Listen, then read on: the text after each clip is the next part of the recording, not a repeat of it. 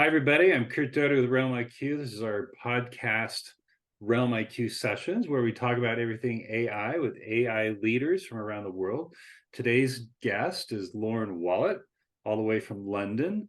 She's an AI advocate, an evangelist, and a personal branding and social media guru. Welcome, Lauren. I know you do a lot. If I missed anything, please elaborate on your illustrious career, and let's get into it. Amazing. I'm so happy to be here. Yeah, you can call me whatever you want. I'm just a creative, so I'll wear all the different hats depending on the occasion. Awesome. Yeah, I'm a creative too, and I think that's maybe what we have in common the most. And I think it's interesting as AI has birthed a lot of AI experts, right?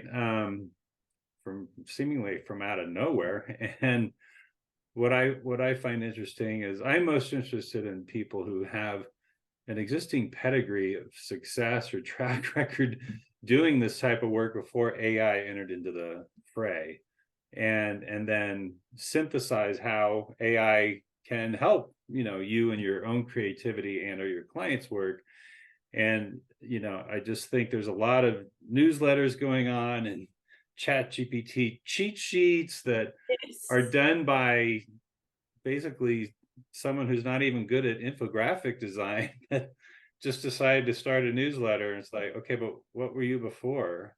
So I try to have conversations on this podcast with people who are really qualified, I think, to be an AI expert, because they figured out how to take a new technology and apply it to their older or existing career, of which they have decades of experience. And that's you. So tell me, how you first embraced AI and what you've done with it and what you were doing with it and what do you see the future as? Yeah, so yeah, I love that huge question with multi-layers. That's just my best.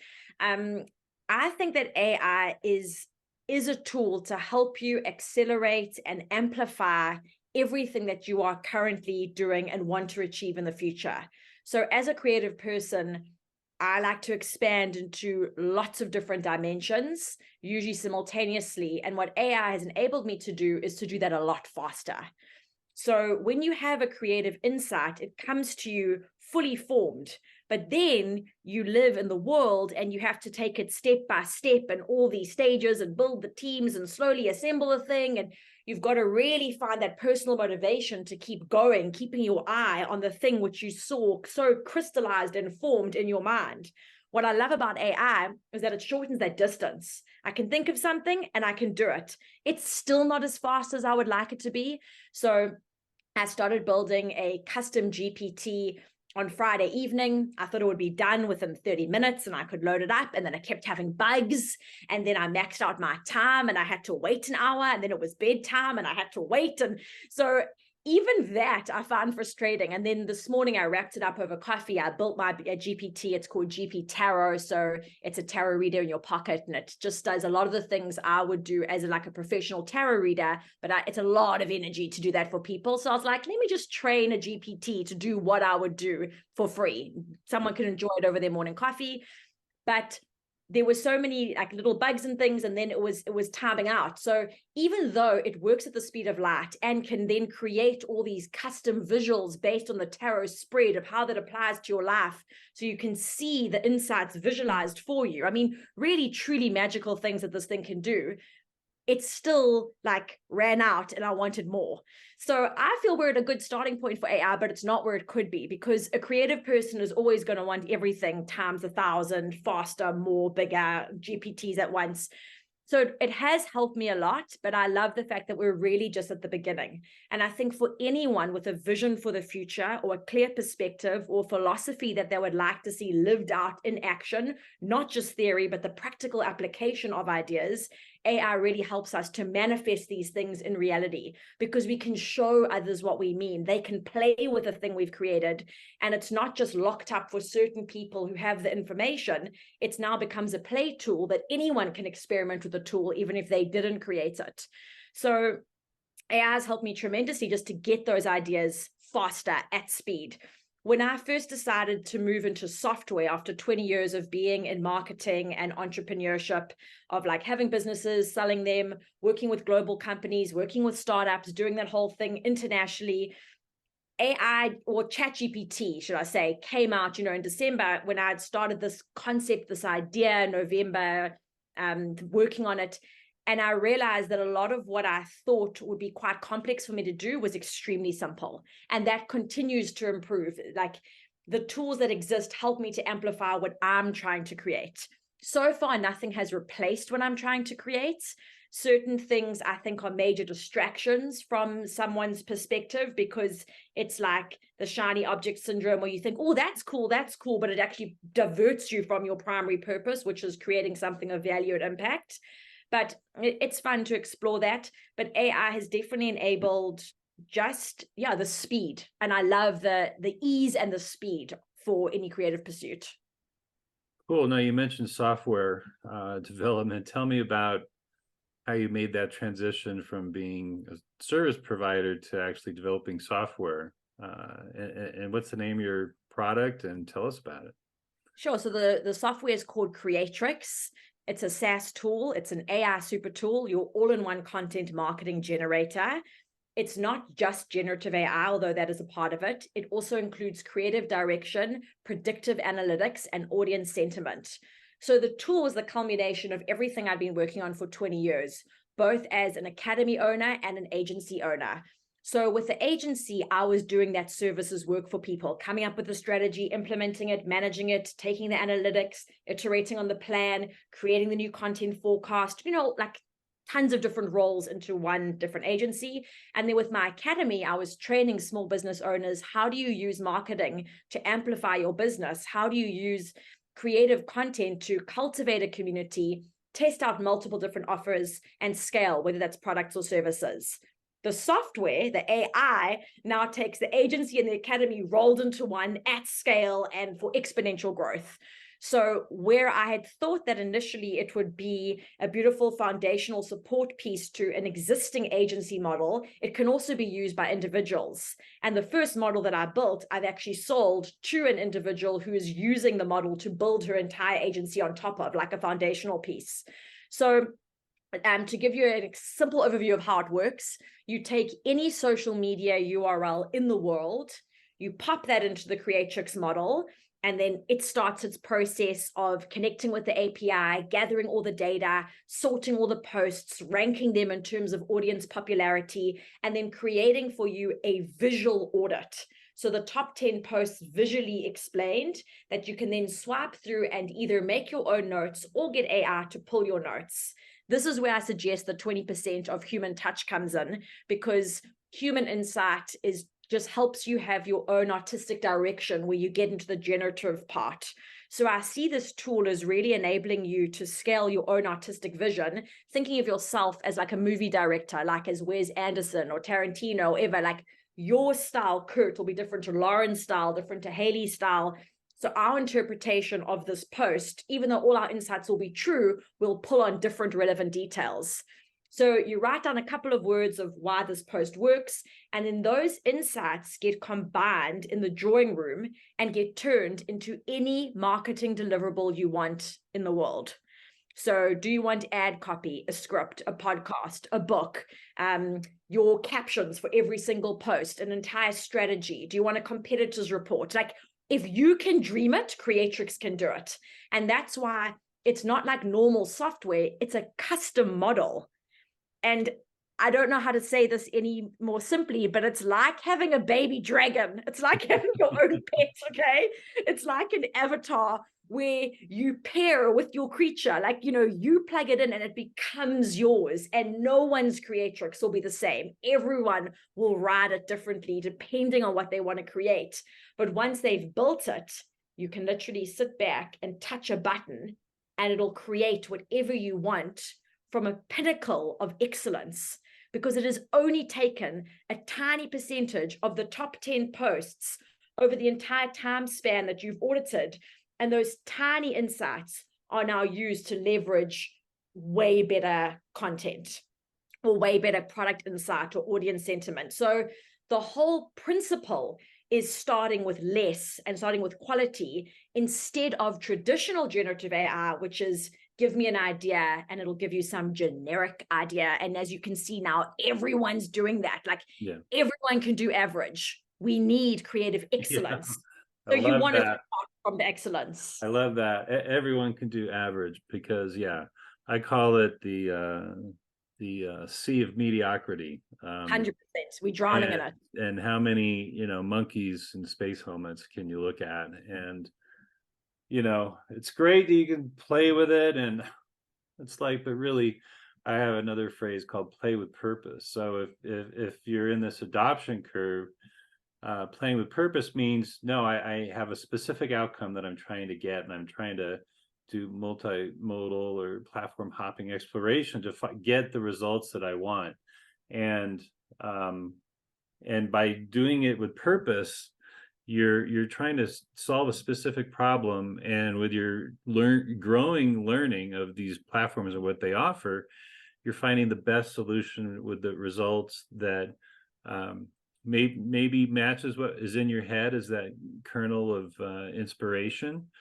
But at the end of the day, you have a very specific outcome. And I think that type of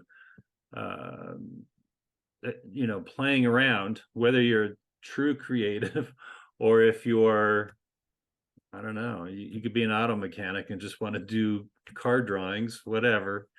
But if you have a specific goal in mind, you're going to be much more passionate about problem solving and using all these platforms that are wonderful to solve your if you have that for a specific outcome, right? And I love the fact that you've kind of bypassed this whole, hey, have fun with AI and do crazy imagery with Mid-Journey. It's like, no, here's from a business perspective, here's all the possibilities, and here's how to do it. And yes, eventually there will be some imagery generated to support a campaign, but here's your whole campaign. So the next question I want to ask you, we share similar backgrounds in terms of, agency model type of creative services, which, fee for services type of consulting or accounts. And here comes this productivity tool, and the cat's out of the bag. Everybody knows everybody's using it. And so there's this dilemma with people who do billable hours or fee for service and have embraced AI, generative AI.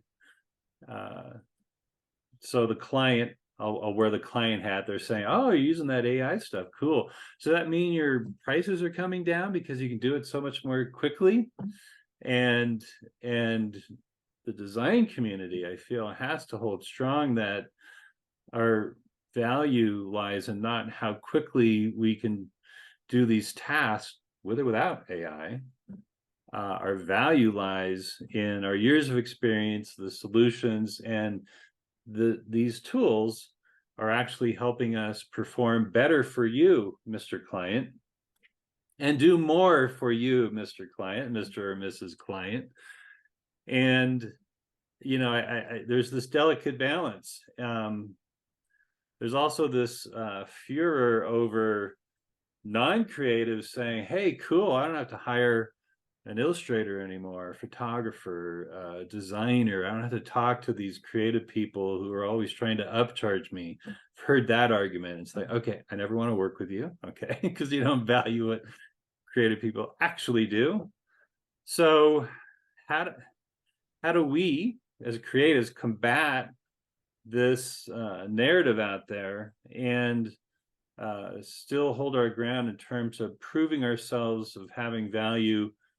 We just happen to be supercharged by AI and or whatever platforms we're using, but still go out there with a solid business proposition and value proposition for our clients. What are your thoughts on that? Do you run into that? What are your conversations like with clients? Well, I named my first business Malva, which is the name of a South African dessert, the most delicious dessert. It's like a sticky toffee pudding.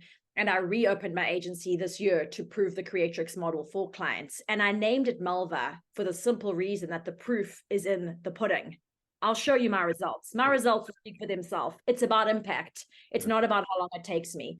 It's about how impactful what I created is for the community.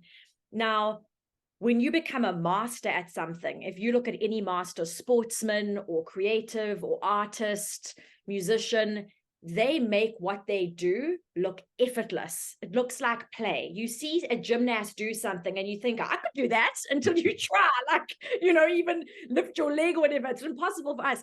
They make it look easy. That's mastery. Mastery looks like play. That's what happens when we get good at something. If it takes us hours and we're stumbling and it's difficult, that does not mean that it has more value. It means we need more practice. It means we need to get more flexible and resilient and better it is what we're doing. Now, I would far rather have Picasso, a terrible example because I don't like that artist, but it just popped into my mind. But say a less controversial character than Picasso, but say Picasso draws me a squiggle for a logo.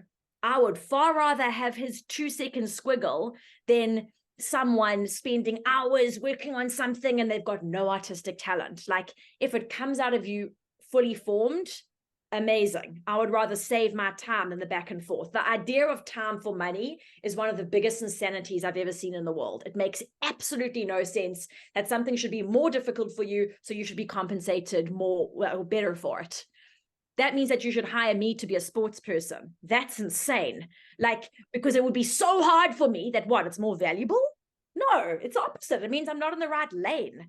We should be doing things that come easy to us. You should be able to work with a creative and they come up with something that maybe takes them a couple of minutes, but it gets you the results. And that's how you know what the value is. So time for money has just got to stop. And I'm hoping that AI wipes that out altogether, because we should absolutely not be selling our brains or our bodies for money.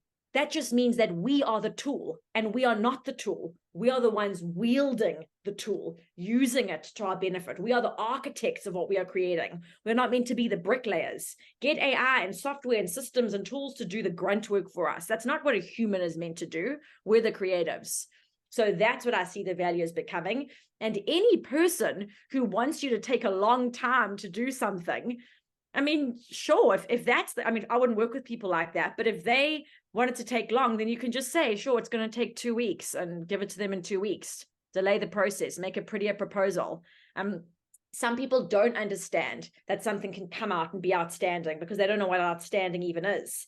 And that was the biggest thing for me to contend with when I built my software.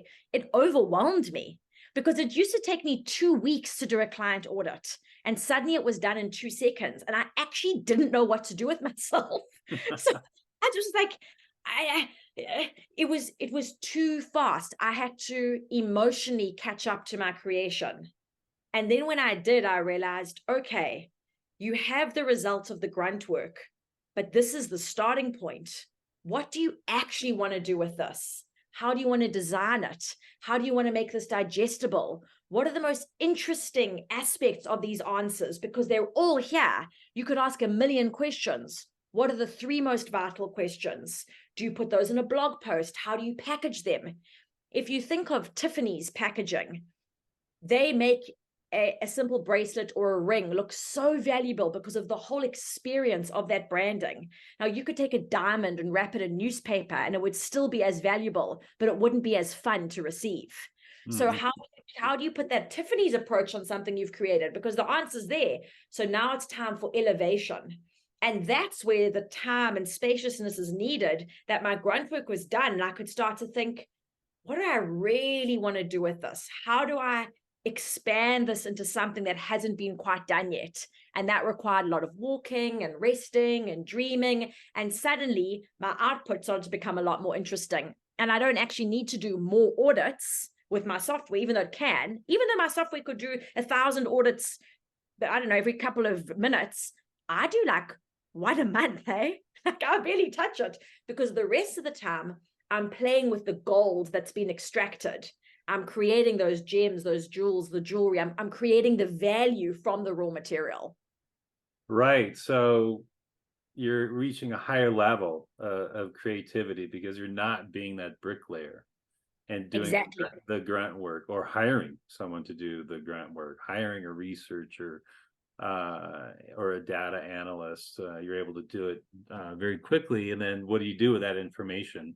And that's where your creative value shines. And you can take 2 weeks, a month, whatever, but you very quickly got your base of research and persona development, whatever you're looking for in that in your software, which is really cool. I do want to play with that, by the way, so we should talk about that offline, because I could use it tomorrow. So in terms of the future of AI, there's a lot of controversies, as you know, but I think you and I share a belief that focusing on the good is a good thing, and because there's so many positives. How do you combat the negative doomsdayer scenarios, or engage with someone, whether it's a client who's dubious, or just a colleague who just won't have anything to do with this? Besides, you're the proof in the pudding, obviously, but, and I love that phrase that you coined and related it to Malva, right? What are the conversations that you're having? I always try, well, I remember it for myself, and I try to remind anyone I'm speaking of our humanity, that we are people. And I believe that connection is our currency. And that as we move more and more into the future, we're becoming so acutely aware of what it feels like to resonate with people who are on your frequency, on your vibe. I think social media has shown us such a fakeness of people that it is very easy to see through it. It's why I think traditional advertising is so repulsive to people, why LinkedIn can be so irritating, why we just don't vibe with influencers, the whole thing, because it's inauthentic, it feels cringy, it's irritating. The whole thing is annoying, because ultimately we're all people and we all share the same emotions. And when you tap into that, it's just much easier to connect directly. So what my hope is, and what I see happening, is that we are shifting, I'm going to say it in 2 words simply, from meta, which is Zuckerberg and demographic marketing and Amazon Analytics and AI, into theater, into back to the original art forms of storytelling and humans talking to one another and sharing things that matter and listening to people who's like word of mouth marketing.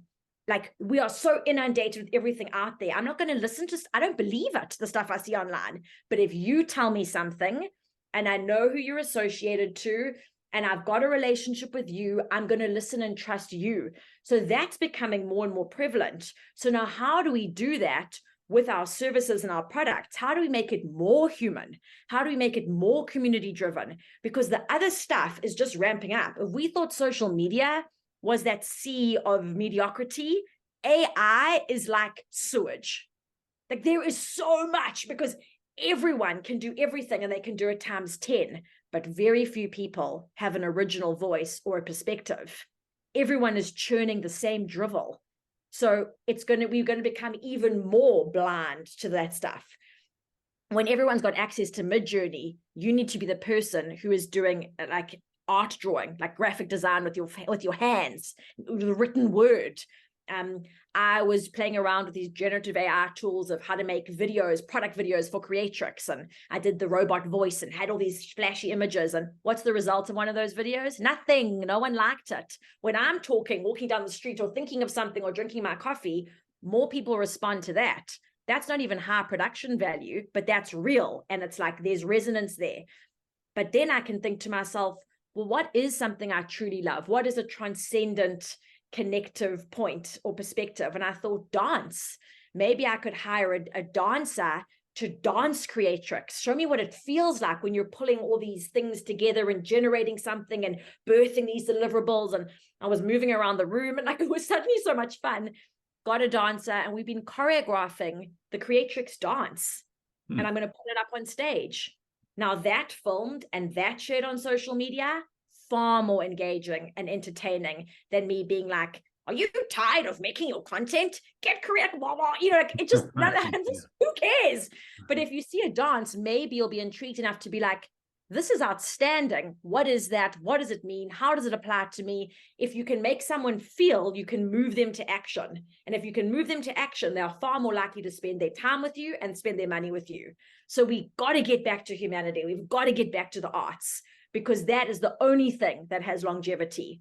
And entertainment is the only industry that is recession proof, that no matter what is going on in the world, we're always going to crave something to take us out of the mundane into the realm of magic. And that is not faster, more productivity churn. That's art.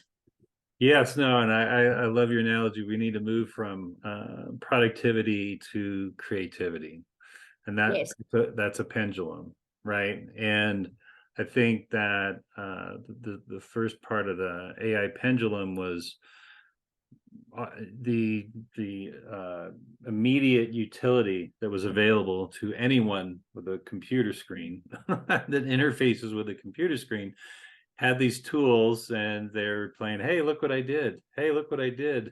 And it's like, okay, but why did you make that funny picture of a cat with a rainbow fur? It's like, what is that doing for anybody? What does it mean? Yeah, what does it mean? And I love your metaphor also, because I've used the conductor metaphor, that being the human in the center of all these tools, you're basically conducting this orchestra and orchestrating your results. But I love the motif, the theme, the metaphor of the dancer, as it's very expressive. And so I can't wait for that video to come out. Yeah, it's just looking really good. Yeah, cool.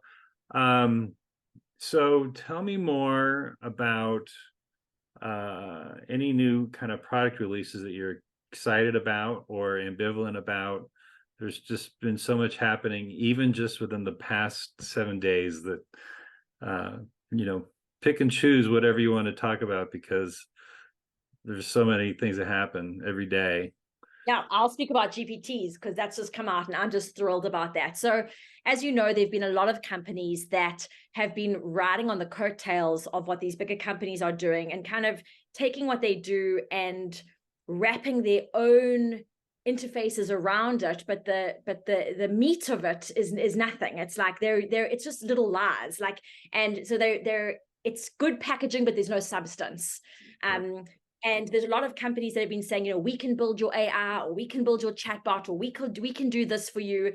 And what I love about this is, for me, this is the first time that I've truly seen democratization in action, because it has wiped out all the phonies in one fell swoop, and it has said, no, you can. So I remember engaging with this dreadful company, and I had said to the CEO, do you really believe everyone's going to have their own personal AI? Like, I'll have a Lauren GPT, because that's what I really wanted. And he said, yes, that's what he thought. And I counted that. I said, I think we're going to have 1,000. I don't want one. I want 1,000. Like, I have so many versions that I want to have created.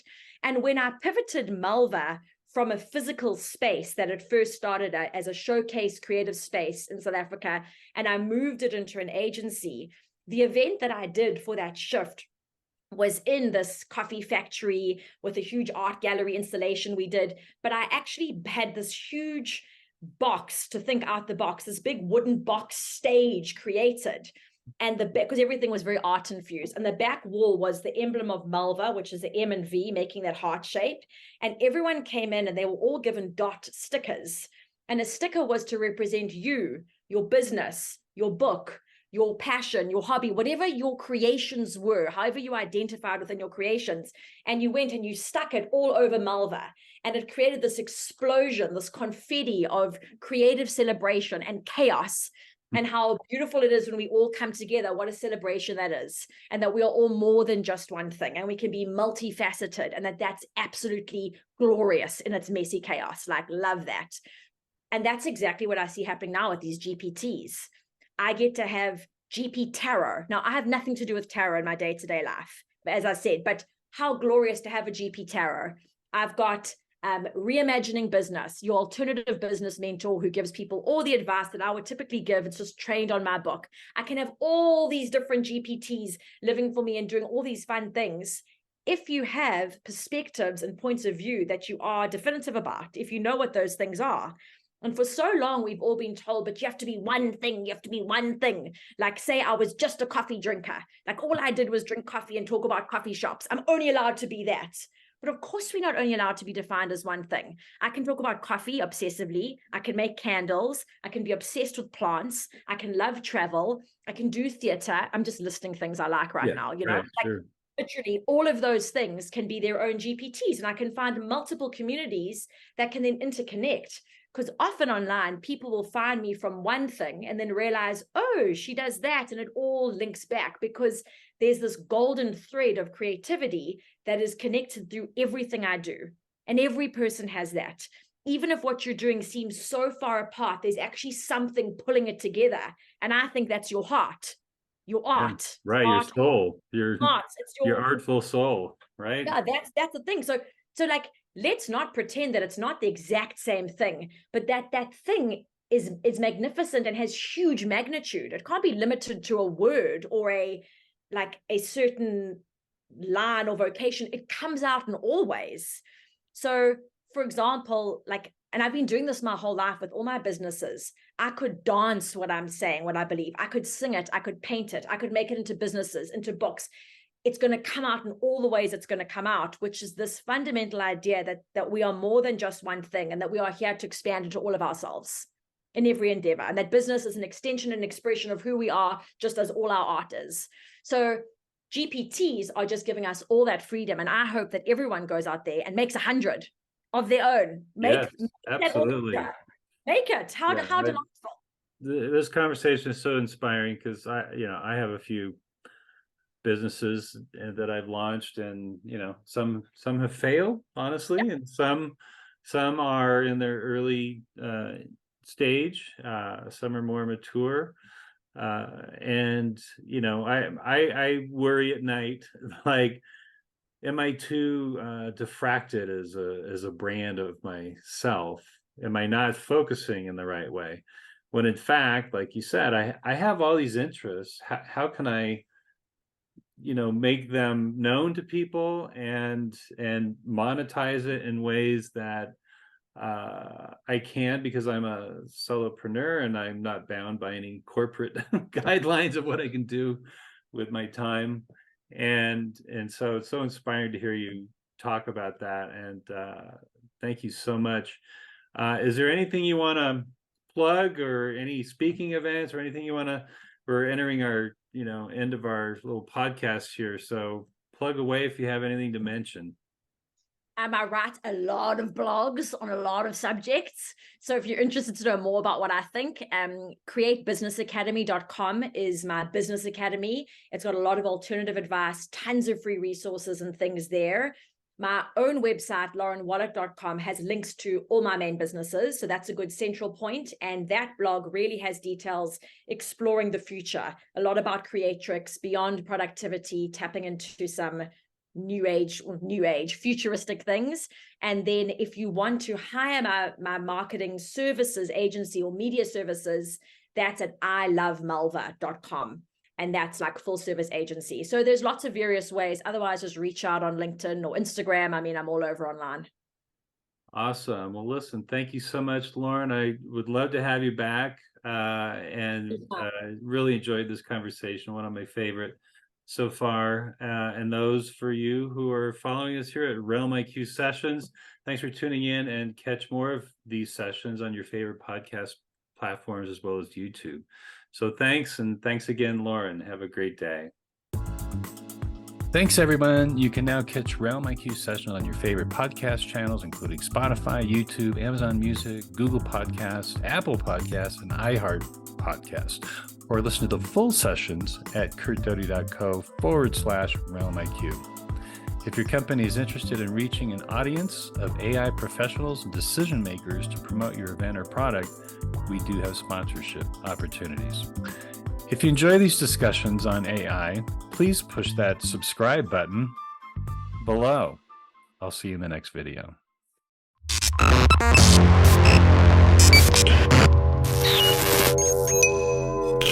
RealmIQ. Book your corporate AI workshop today. Subscribe to our Media Slam newsletter and learn more about the intersection of design, content, and technology. CurtDoty.co. Branding, marketing, and product development.